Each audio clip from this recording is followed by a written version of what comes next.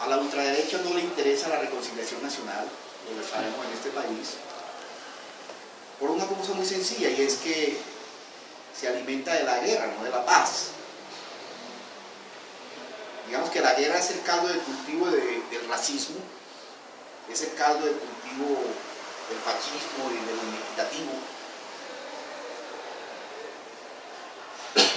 Y frente a esto, pues la derecha no le camina por principio. Al final, la reconciliación y curación deben de estar al orden del día para que el país sobreviva. Curación y reconciliación del Estado-Nación, por este lado. La entrada en perdón por el perdón hiperbólico nos conducirá al dolor minoritario,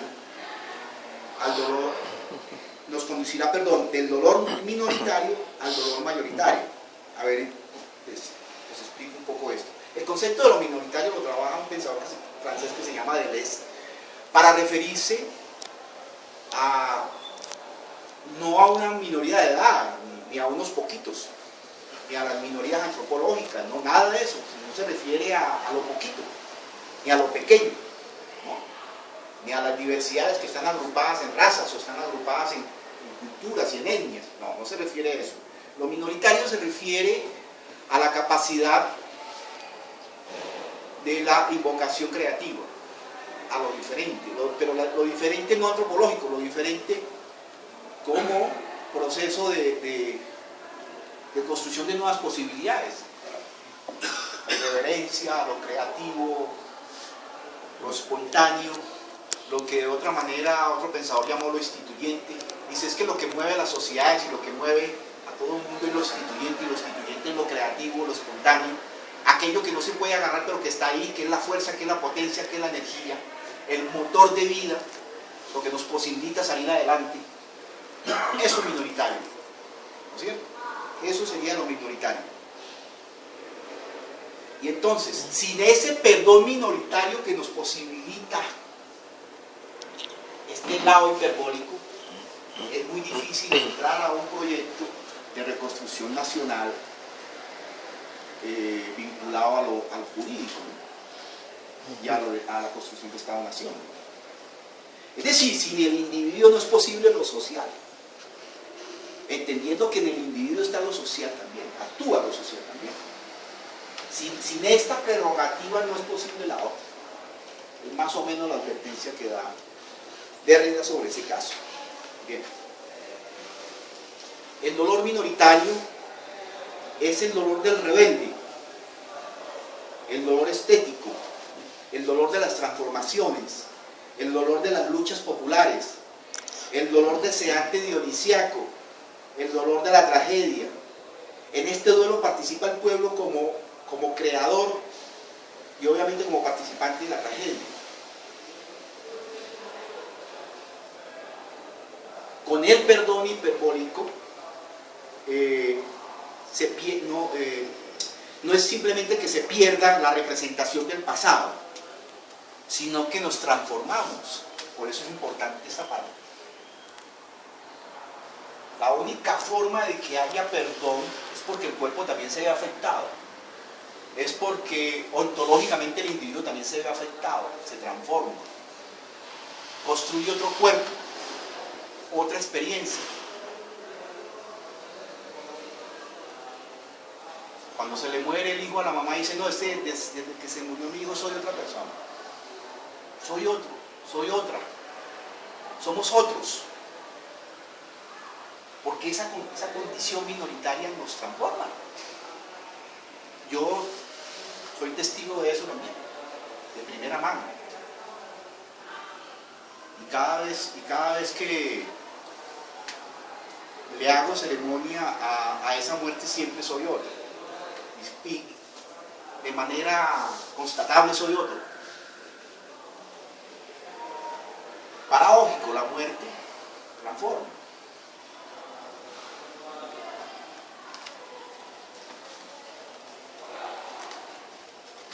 El perdón perdona lo imperdonable, no a lo excusable. Uno no perdona la excusa, perdona el daño, ya que el perdón es puro, absoluto. Estamos hablando del perdón hiperbólico. difícil del perdón, y eso es la parte más difícil, es que debe dirigirse a lo que sigue siendo imperdonable. Eso es lo difícil, esa es la parte más difícil. Por eso no es fácil la reconciliación nacional. No va a ser fácil. Va a durar generaciones. De manera que el posconflicto simplemente es un punto de arranque. Es un punto de arranque. Y es una oportunidad también. Para que haya perdón desde lo hiperbólico, para que haya perdón, para que es imposible, entre comillas, se cumpla, es preciso que se recuerde lo irreparable. Ahí volvemos a la herida que hay que abrir, o que siga estando presente, que la herida siga abierta. Si está cicatrizada ya no hay perdón. Muy chistoso, porque aquí por este lado se habla de cicatrizar, pero cuando hay cicatriz ya no hay perdón. Hay perdón en la medida en que lo imperdonable es inalcanzable.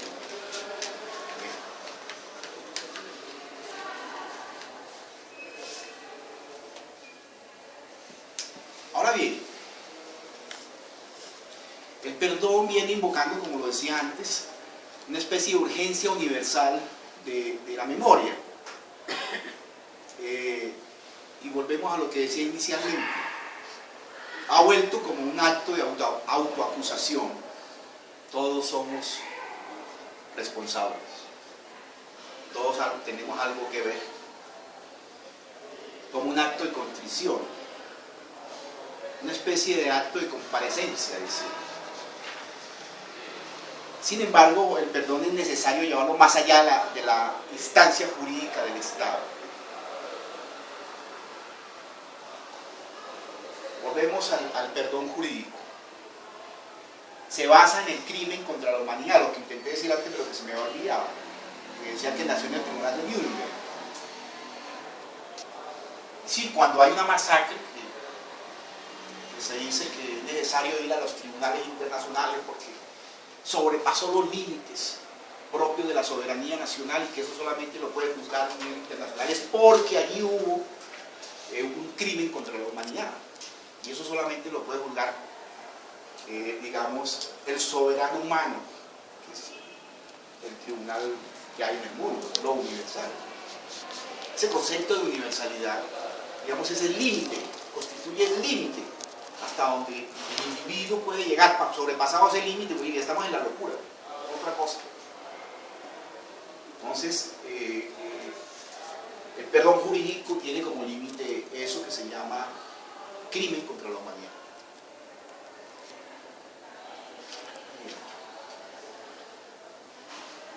¿En qué consiste la memoria? En que algo del instante pasado quede en el presente.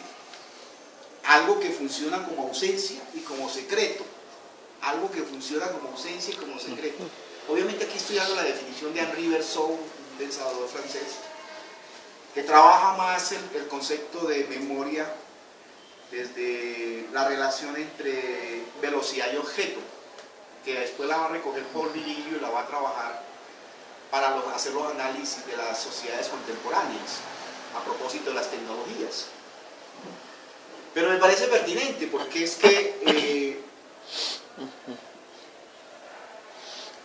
eso que queda en el presente es una ausencia.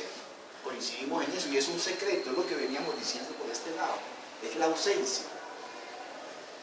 Y justamente la coincidencia es que el arte trabaja sobre la ausencia. La producción estética trabaja todo el tiempo sobre lo no dicho, no sobre lo dicho, sino sobre lo no dicho. Especialmente el arte contemporáneo tiene una virtud y es que visibiliza lo no dicho, visibiliza la ausencia. Anda buscando eso, anda buscando visibilizarlo. Por eso tiene la posibilidad, a través de obras como la de Doris Salcedo, que trabajó todo el tiempo el tema de los desaparecidos y el tema de las víctimas, trabaja el concepto de ausencia. El concepto de ausencia ha venido desde la violencia y el concepto de ausencia ha venido desde las otras violencias minoritarias que se producen desde el arte. Coincide. allí hay un ejercicio cultural muy fuerte que hay que realizar y trabajar sobre la ausencia, sobre el secreto. Ese secreto y esa ausencia son vividos como tragedia en el artista y son vividos como tragedia en la víctima también. En el caso, en Grecia, por ejemplo, existe la tragedia griega, pero también la vemos en el arte, repito, y está en el mito. Y está en el mito. Digamos que esa tragedia ha sido robada primero por la guerra, y después ha sido robada, como dice Husen, por el miedo de un presente instantáneo que ha aniquilado el futuro. La sociedad presente va veloz, porque las tecnologías nos han puesto en una velocidad distinta, en donde cada vez tenemos menos oportunidad de vivir el presente, y el futuro ni se diga, el futuro no lo alcanzamos a pensar. Entonces por eso se pone de moda el pasado. Entonces nos toca devolvernos al pasado, a ver qué nos dice el pasado, para poder pensar algo, porque es que el presente no nos deja pensar con esas velocidades, y menos el futuro. Y pareciera que las tecnologías nos ponen en un lugar del miedo, que hace entonces que produzcamos una especie de síndrome, el síndrome mnemotécnico, ¿no?, se llama él, o el síndrome de la memoria perdida. Entonces Husen dice, frente a esto es necesario el recuerdo productivo, es decir, hay que bajarle la velocidad, a las industrias de hay que bajarle la velocidad a los procesos tecnológicos y a la forma de producir la industria de la memoria, que también se pone en esa velocidad, y ejercer una resistencia. Propone un ejercicio cultural de resistencia frente a esas velocidades por un lado, pero también un ejercicio de resistencia frente a los intentos de producir dramas de forma industrial, que es lo que les señalé antes. Y dice, la memoria de duración extiende el trauma de generación en generación a través de la escena simbólica. Bajarle la velocidad quiere decir entonces que tengamos calma, que de generación en generación lo que hay que poner de por medio es una construcción simbólica para la vida cotidiana, resistir en la vida cotidiana los embates de un presente que va a velocidades inmensas, pero también resistir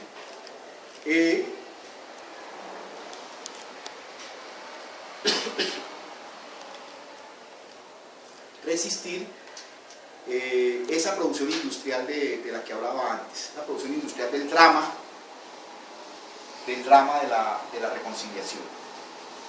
¿Y cómo se hace? A través de la escena simbólica. El símbolo va a colocarse en el lugar de la ausencia. ¿Qué aparece en el lugar de la ausencia? La metáfora, el símbolo. Aparece entonces una especie de catesis, diría Lacan, catarsis, dirían otros, en donde el símbolo, como bien lo expresaba Doris Salcedo, empieza a mirar no verticalmente sino horizontalmente, le quita velocidad al objetual y nos pone entonces en una autoproducción de nuestra propia realidad. Esa autoproducción de nuestra propia realidad a partir del símbolo se convierten entonces para la memoria en señales de duelo. Señales de duelo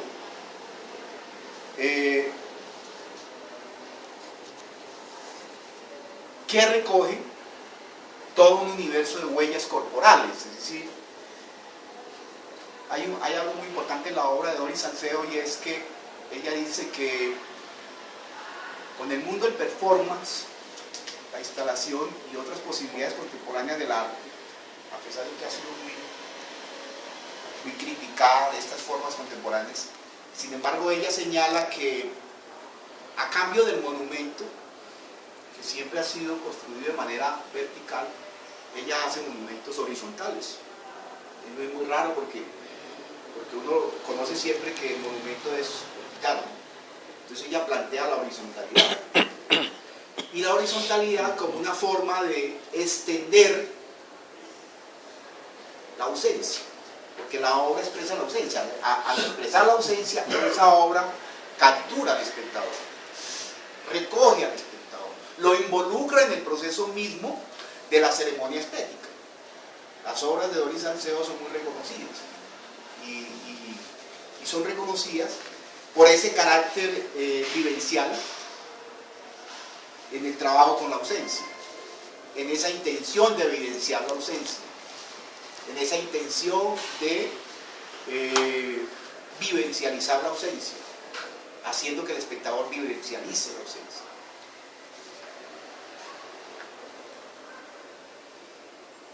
De modo pues que la memoria saldría de un lugar representativo y se pondría en el lugar de la experiencia. La cultura tiene que ser entonces un proceso de producción de experiencia en donde participemos todos de la producción misma de nuestra tragedia. La invocación para el posconflicto sería esa, ¿cierto? Recuperar nuestra tragedia, ¿sí? Nuestra participación, nuestra vivencialidad, y que no simplemente el asunto de la ausencia quede en el artista exclusivamente, sino que el artista se desarraigue de su condición a favor de una condición participativa, a favor de una condición existencial y vivencial en la que el espectador participe del proceso de la ausencia. ¿Cierto?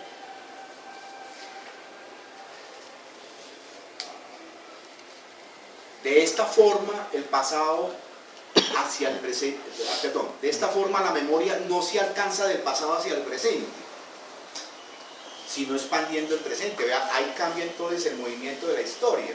La historia no es entonces una línea horizontal que viene del pasado hacia el futuro, pasando por el presente, sino que la historia se recupera en la experiencia de la ausencia, en un presente que se expande hacia todo lado, ¿no es cierto? Hacia todo lado. Y ahí volvemos entonces al planteamiento de Bergson. Es que el presente es la forma de traducir el pasado. El presente no es la representación ni el reflejo mecánico del pasado, ni simplemente su consecuencia mecánica. El presente es simplemente una versión posible del pasado. La memoria entonces le otorga a la historia esa condición. Le otorga a la historia esa condición. El relato entonces se vuelve un relato expansivo desde el presente, no un relato desde el pasado hacia el presente. Porque si hablamos de generaciones en generaciones, es lo que las generaciones interpretan de lo que viven, que tiene alguna conexión con las ausencias que provienen del pasado, ¿no es cierto? Son interpretaciones, son formas de sentir y de vivir el presente de un pasado. De este modo el arte viene a ser un testigo cultural de hechos que no pueden ser relatados, sino simbolizados. Por eso el arte no procura historias verdaderas. El hecho artístico se asume como una herida que marca un determinado lugar, un signo de pérdida. Doris reubica la ausencia en lo físico, exterior y visible. La obra actúa como un sitio para el duelo o testigo de un evento. Visibiliza la memoria. La obra actúa como una especie de mausoleo, donde hay tres cosas: el sobreviviente, está el sobreviviente, el artista y el espectador. El sobreviviente, el artista y el espectador. En este sentido, Doris captura rastros de hechos. Somos responsables de nuestro pasado, dice él. Bueno, ¿y qué resulta de todo este ejercicio, de toda esta condición pensada? Resulta la posibilidad de un ciudadano que resista. Eso no lo hace sin una condición de ciudadanía que resista. Por supuesto, aquí no estamos hablando de las ciudadanías que tienen que ver con la minoría de edad, como lo planteó Kant, y tiene que ver con el ciudadano obediente, como lo planteó aquí Aldalan Mockus, y tiene que ver con el ciudadano menor de los 18 años, perdón, mayor de 18 años. No, aquí estamos hablando de una ciudadanía que reproduce el acto de la ausencia, de una ciudadanía capaz de hacerse a la tragedia y reconstruir la tragedia, de producir el sentido trágico, de devolvernos el sentido trágico, porque es que la vida es trágica, ¿no es cierto?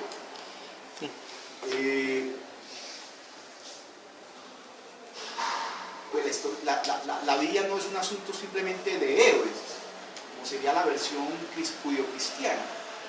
La vida es, desde la perspectiva que nos plantea Husserl y que nos plantea el mismo Bergson y que nos plantea la misma Doris, tiene que ver con ese acto de ausencia en la que la tragedia ha sido sacrificada. El hombre ha perdido su tragedia. Cuando decimos ha perdido su tragedia, ha perdido la posibilidad de expandirse, la posibilidad de construir su propio modo de vida. Por ahí Emmanuel Levinas tiene un texto muy hermoso, Totalidad e Infinitud, sobre, y habla también de esto, también de la ética hiperbólica, y entonces habla de los nichos de vida. Un individuo que no es capaz de tener un nicho de vida es un individuo que ha perdido su tragedia. El nicho de vida es demasiado importante para que la tragedia se produzca también. Esa temporalidad y esa espacialidad que el individuo ha perdido a través de la guerra o a través de esta sociedad de consumo que ha hecho de la guerra un negocio, como de la paz también un negocio, hacen que el individuo vaya perdiendo ese sentido trágico que la cultura tiene que volver a recoger. Ese sería el papel de la cultura. Ahora que van a hacer un plan de desarrollo aquí en el municipio que está en ese proceso, uno se pregunta si ese tipo de preocupaciones existen. Si se preguntan mucho sobre las condiciones de existencia de la población de Itagüí, a partir de los más de 4.000 desaparecidos que hay aquí, las condiciones de existencia de jóvenes desaparecidos y de cada vez más jóvenes suicidándose, si hay preguntas sobre eso, para pensar cómo construimos una política,